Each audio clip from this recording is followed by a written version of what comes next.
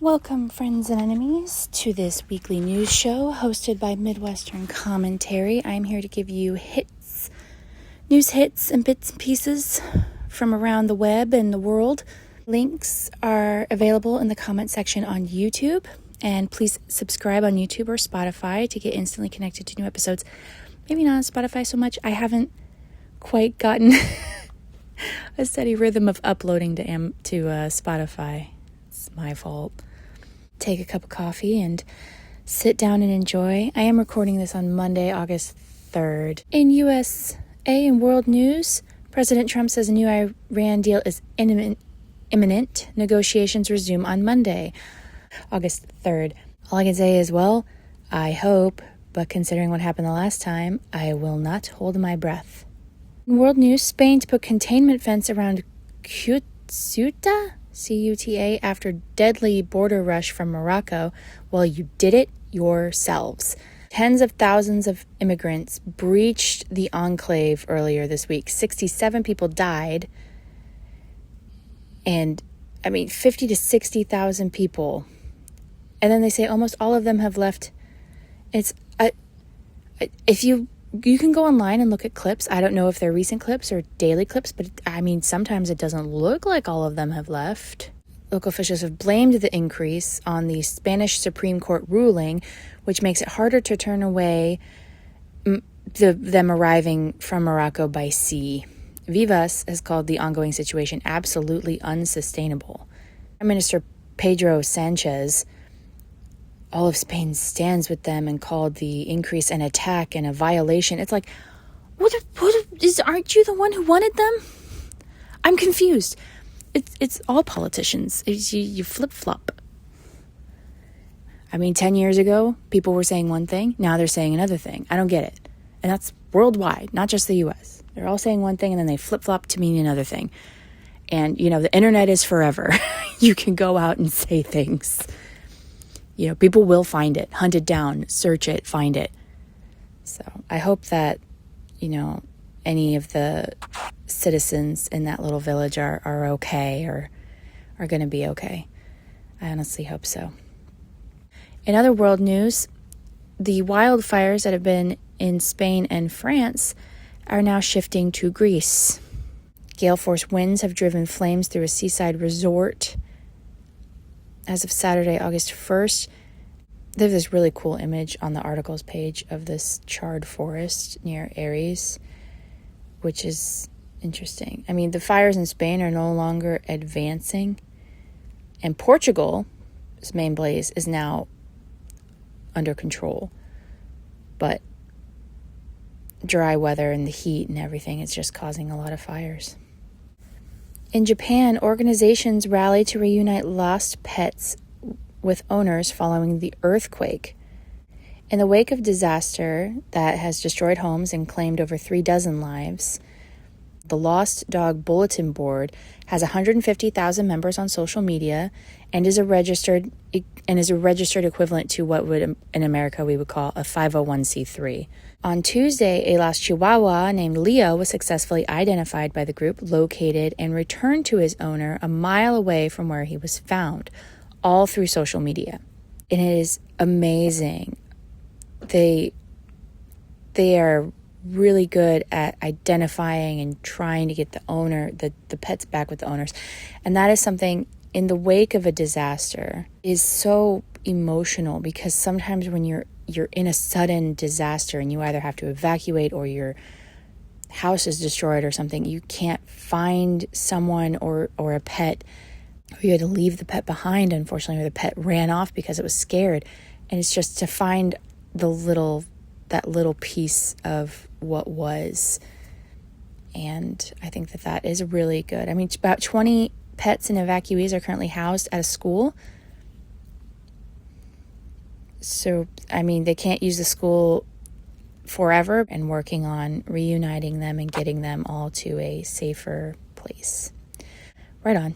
In U.S. news, 9 families of 9/11 victims urge the mayor of New York, Mamdani, to stay home for the 25th memorial ceremony. And there's a movement to ban him from it.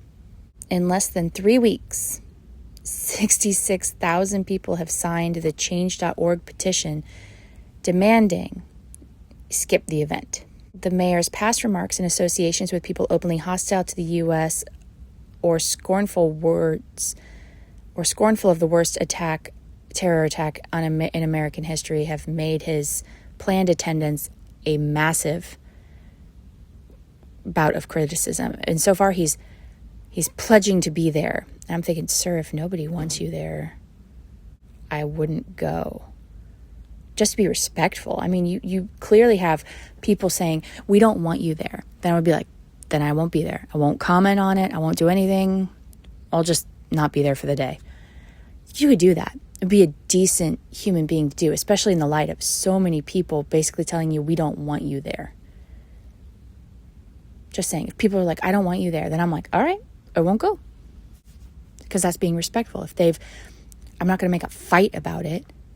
It's a day in modern history, one of the worst terror attacks that many still remember in their minds. I remember exactly where I was. Exactly. I was in a classroom in my grade school. And they brought TV. They flipped the TVs on. So we all had TVs in the corner of our classrooms. And they showed it. And we weren't allowed to leave the school. We weren't allowed to leave the school unless our parent came into the building to get us, so they could verify that it was our parent. That's how tight the security was. You could not leave unless your parent was physically there to take you home. This week's random history fact. Let's try and get in a bit more lighter topics. Anybody think about how windshield wipers came to be? Well, you can thank Mary Anderson. She invented the windshield wiper, patented on November 10th, 1903. Well, apparently kinda. George J. Capwell filed a patent for a window cleaner for cars, locomotives, and land vehicles, which was granted in 1898. Mary's invention was designed to help streetcar drivers because they'd have to get out of the driver's seat to clean the windshield in the snow, only to stop again and repeat. Her invention allowed the drivers to clear snow from their windshields without having to stop the streetcars. In case anyone's wondering what a streetcar is, think of it as like a tiny little transport train on a street. For all my American friends who don't know what that is. Closest thing I could think of is like a subway car meets a bus, but it's attached to lines on the above ground and just drives along the street. So it's like a bus. Auto industry was unimpressed. They don't consider it such a commercial value. Her patent for the window cleaning device expired in 1920, just when Henry Ford began producing vehicles at affordable prices. So she was a bit ahead of her time, just like Mr. Capewell was too. They were a bit ahead of their time. They saw a problem happening. William and Fred Foberth from Cleveland, Ohio, applied for a patent for an automatically operated windshield cleaner in 1921. And then Raymond Anderson of Cleveland in 1923, he applied for a patent for a motor-operated windshield cleaner. Cadillac was the first to sell cars with built-in windshield wipers, and then the rest of the auto industry jumped on later. So if you have to use your windshield wipers this week, you can thank all of those people listening. In nature news this week, rare footage of a humpback whale birth caught on a drone video. That's impressive. It was filmed off the coast of New South Wales, Australia on Tuesday this past week. Non-profit Organization for the Rescue and Research of Cetaceans in Australia, or ORCA, the wildlife photographer Alexander Frost captured images of whales during a northbound migration when he noticed an adult female displaying unusual behavior. When the whale suddenly rose to the surface, he hit record to catch a unique behavior that he hadn't seen before in whales. In this instance, she didn't rise for an exhale, but to birth her newborn calf. He said the moment was extraordinary. They monitored the mother and calf for several hours, collecting observations during the critical first hours of the calf's life. The footage is believed to be only the fourth complete humpback whale birth ever recorded on film anywhere in the world and the first ever captured by drone. That is awesome. Humpback whales were listed as endangered in the U.S. in the 1970s. Currently, 4 out of the 14 distinct population segments are still protected as endangered, and 1 is listed as threatened. So I hope that this, like the organization said, helps bring more awareness to these beautiful creatures in the wild. In other nature news, there is a list shows you which animal is most likely to kill you based on the state you live in the United States. So it's like, okay. In a 2026 roundup by World Population Review, using data compiled by AZ Animals, identified what it says is the most dangerous animal or pest in every state in the U.S. New York's deadliest pest is the mosquito. But in New Jersey, coyotes are number 1. Texas and Florida, it's alligators. Kentucky, Massachusetts, Tennessee, Wisconsin, and Oregon are all black bear.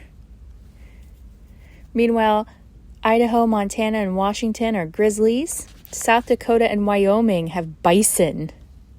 Wow. Yeah, I would not be anywhere near a bison. Colorado, Maine, New Hampshire, and Vermont are moose. Ooh. Pennsylvania, Arkansas, Ohio, and West Virginia, white-tailed deer. And only because of car crashes. Louisiana, eastern diamondback snakes. Arizona, the western diamondback. California has the southern Pacific rattlesnake. North Dakota, the prairie rattlesnake. Georgia, the pygmy rattlesnake. Oklahoma, the western pygmy rattlesnake. Connecticut and Kansas share the timber rattlesnake. Mississippi, cottonmouth. South Carolina is the southern copperhead, Indiana the eastern copperhead, and Michigan its eastern rattlesnake. Nevada has the Mojave rattlesnake, and Hawaii has the yellow-bellied sea snake. Alabama and Nebraska, not snakes or animals, but they have black widow spiders. Missouri's got ticks. And Iowa is plagued by wasps. Oh my gosh. Maryland and Virginia, bull sharks. Oh yeah, because they can go up freshwater tributaries. Yay. Rhode Island's tiger sharks. Delaware and North Carolina with Portuguese man-of-wars. In case anyone wants to know what those are jellyfish. Elsewhere, New Jersey, Illinois, Minnesota, and Utah are coyotes. New Mexico's mountain lions, and Alaska, wild dogs. That is insane. That is cool, though. That's good to know. I mean, it's just an average, but it makes you think of like, wow, some of those are really tiny, and some of those are huge. This week's missing person is Robert A. Livingston. He's a retired FBI special agent who went missing during a business trip to Kish Island, Iran on March 9th, 2007. FBI is offering a reward up to $5 million or even $20 million for information directly leading to his location, recovery, and return. Livingston retired from the FBI in 1998 and worked as a private investigator following his retirement. Livingston traveled to Kish Island, Iran on March 8, 2007, working on behalf of several large corporations, and his whereabouts, well-being, and circumstances surrounding his disappearance have been unknown since that time. At the time of his disappearance, he was 188 centimeters or 74 inches. He weighed about 104 kilograms or 230 pounds. He was white, his eyes are blue, and his hair was gray. If you have any information, at the time of his disappearance, he was also wearing glasses, I believe.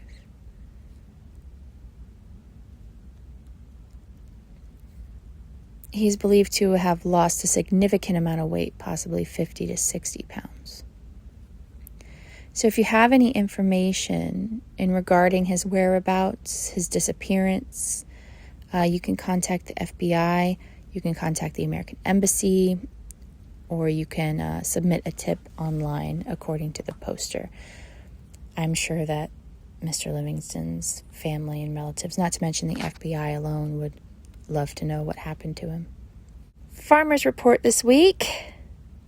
We're going to end with July 25th. I don't know about everybody else, but it has been crazy rain in the Midwest this season. I'm like, the Farmer's Almanac is 100% right. Yep. So here we go. Corn, 78% silking. Soybeans, 80% blooming. Winter wheat, 81% harvested. Cotton, 81% squaring. Sorghum, 40% headed. Rice, 67% headed.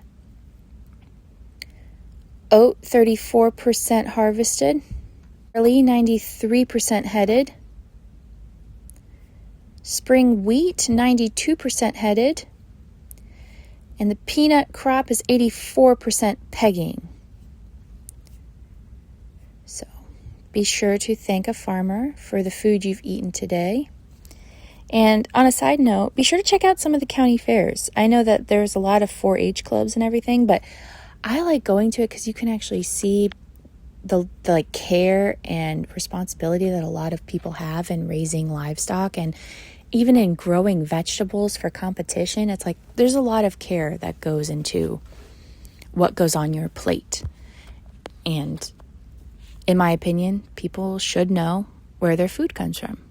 Be sure to like and subscribe, leave a comment, enjoy yourselves. That's how you get to see my videos sooner, and that feeds the algorithm and helps me. Top crime stories of the week. Sheriff Nanos posts a video commenting on newly released ransom notes in Nancy Guthrie case 6 months after her kidnapping, her disappearance.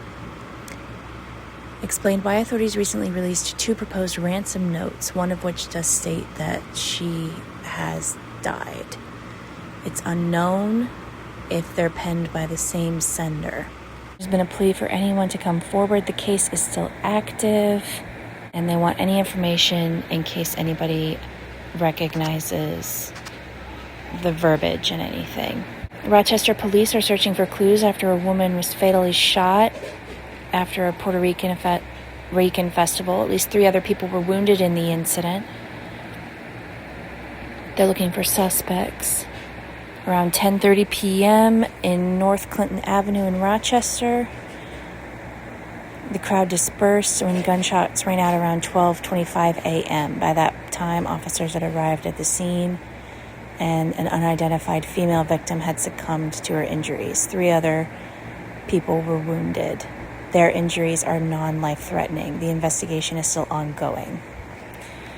For any information, I would recommend contacting the Rochester police.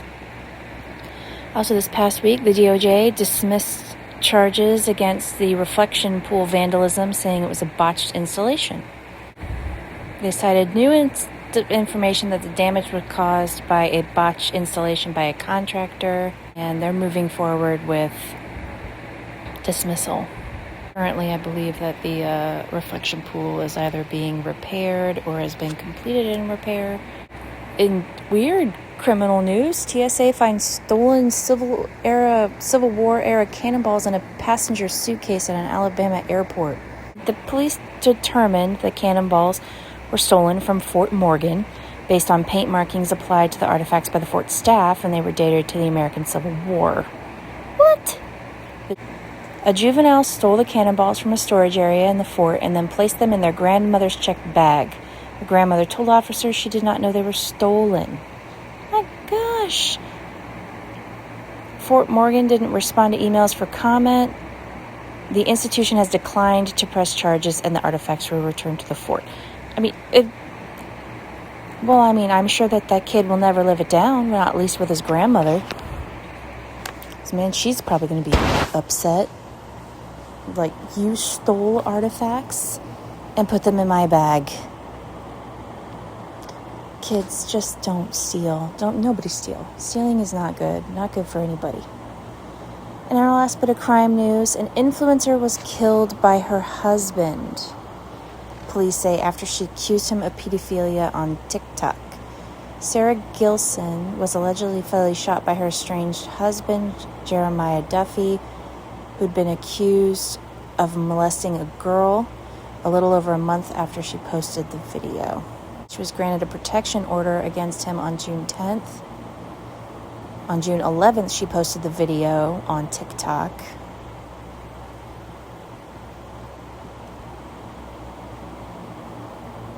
And then around June 9th, about a month before Gilson posted the video, I guess that meant July, a girl and a parent told police that Duffy, who coached a girls' traveling basketball team, inappropriately touched her during an event at an elementary school earlier that evening. Another team coach saw what happened and immediately intervened and reported it to the girl's parents. And it was also taken to the police. Duffy had fled and not been seen by police since.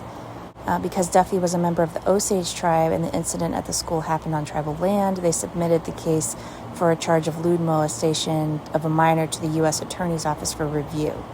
Apparently 911 calls and said a stepfather had shot his mother.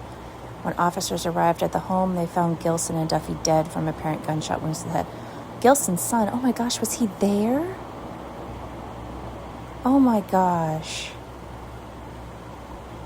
I hope he didn't witness it. Oh my goodness. If he found them, that's horrible enough. She leaves behind a son and a daughter. But I hope that the kids will be okay. In sports news, we have a bit of an odd sport today. Barnett's race lawnmower at San Diego County Fair. I am not kidding here. 3 generations of the Barnett family have raced lawnmowers in the 2026 San Diego County Fair. They've raced both modified and super modified mowers. Wow. All raced in all 15 sessions, and they won twice of the 3. I mean, that's fun. It's a blast. They go there every year, and they're looking forward to going back and doing it again. I think that's hilarious. And again, county fairs, you never know what you'll find. I mean, tractor pulls, sometimes rodeo. I know that some places have combine demolition derby. People should really check out the county fairs. You'd be surprised. Today's POW MIA is Lieutenant Commander Robert Dennison Johnson. He joined the U.S. Navy from Texas. He was a member of Helicopter Attack Squadron Light 3. He was the pilot of the Iroquois that took off from the USS Garrett County, located in the South China Sea, on September 1st, 1967, for a night strike mission against enemies in South Vietnam. Immediately after takeoff, the Iroquois crashed into the Huaguang River in the vicinity. The survivors were rescued, but 2 crew members were missing. Search teams investigated the crash site but found no sign of either men, and both men remain unaccounted for. Today, Lieutenant Commander Johnson is memorialized on the Courts of the Missing at the National Memorial Cemetery of the Pacific. His name is also inscribed along with all his fallen comrades on the Vietnam Veterans Memorial Wall in D.C. Based on all the information available, he is in the category of active pursuit. May he and his fellow Navy man rest in peace. This week's museum piece is actually a fun museum and I apologize if I'm mispronouncing it, Sakawaga, Japan. It is a small, family-friendly museum dedicated to the god of special effects who brought Godzilla to life. It is located in one of the major cities in Fukushima Prefecture, It is the birthplace of Eiji Tsubara, the father of Tokusatsu, who co-created the Godzilla and Ultraman franchises. He started his career as an assistant cinematographer, including films as A Page of Madness. He was influenced by the 1933 King Kong and its use of special effects. And in October 1934, he created the prototype of the camera crane that continues to be widely used in filmmaking today. Following his involvement in propaganda films in World War II, 1950, however, and created one of the most iconic characters in Japanese cinema, Godzilla. And then began with the Ultra franchise in 1966. He died at the age of 68 in 1970, but there is a museum dedicated to his work. So if you're ever headed to there in Japan and you're a big Godzilla fan, I would check it out. And last but not least, pop culture news. North West cancels music tour days before the first show. She was going to be her first headlining tour with rapper Molly Santana. She released her debut album, North Forever, in May. She's really excited, but sadly it isn't happening more. She did not explain, but she has something special for people to see soon. My guess is, I don't know, as a 13-year-old, I really wouldn't want to tour. And Clueless TV series starring Alicia Silverstone is in the works. Apparently she's going to be a present-day Cher as a businesswoman navigating her teenage daughter, parenting her teenage daughter. So kind of a reverse flip. I think that's all of the hits and news and stuff for this week. So if you like this content, like I said, like and subscribe. That this has brightened your day, brought a smile to your face, or something. I have to go see what my dog wants. He's barking. God bless. See you in the next video.